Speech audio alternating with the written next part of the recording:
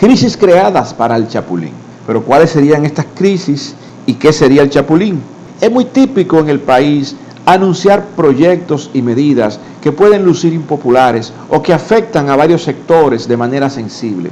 Y ante la no aprobación o no acuerdo, se crean entonces situaciones que obligan a la adopción de medidas iniciales y que las mismas medidas sean medidas salvadoras. Entonces la medida sería lo óptimo, lo deseable ante la crisis provocada. El chapulín entonces sería la medida salvadora. Varias medidas anunciadas se proyectan en estos días con potencialidad de formar parte del elenco de medidas chapulinescas.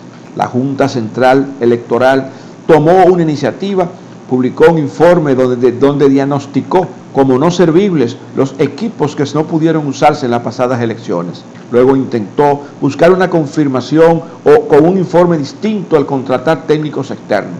Luego recibe de la Cámara de Cuentas un informe que descalifica su informe inicial, hecho internamente para ser usado como prueba pericial. Entonces, lo que se veía con toda lógica, improvisaciones y mala gerencia de la Junta, ahora podría verse como medida salvadora, es decir, un informe pericial de expertos externos. Pero si se desea usar el mismo para fines jurídicos, seguramente un tribunal deberá requerirlo. Se trataría entonces de una auditoría forense. Hoy se comparte en la prensa nacional que el pacto eléctrico que iba a firmarse fue postergado para enero del 2018. Otra medida chapulinesca podría serlo. También que la Asociación de Industriales de Herrera se había opuesto a la firma y se comunican medidas que incluye el pacto eléctrico. Por lo leído, al pasar a la tarifa pérdidas acumuladas y retirar parte del subsidio, estaríamos hablando de una tarifa encarecida que afectaría los costos de producción de las empresas y la canasta familiar.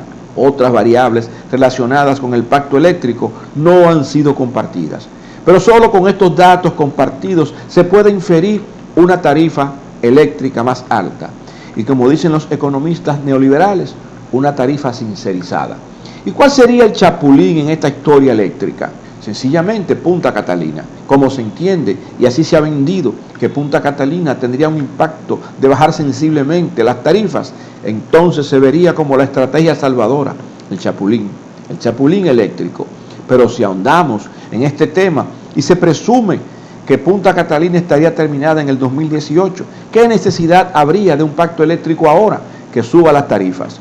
Eso significaría potencialmente que al entrar Punta Catalina y encontrar unas tarifas más altas, entonces la rebaja que se produciría por su entrada sería volver a la tarifa que tenemos hoy en día. Y para la canasta familiar no tendría entonces un real significado. Sería entonces una forma de simular, profundizando una herida, para luego hacer sentir a la gente un alivio cuando se reduzca de nuevo a la tarifa inicial por la entrada de Punta Catalina.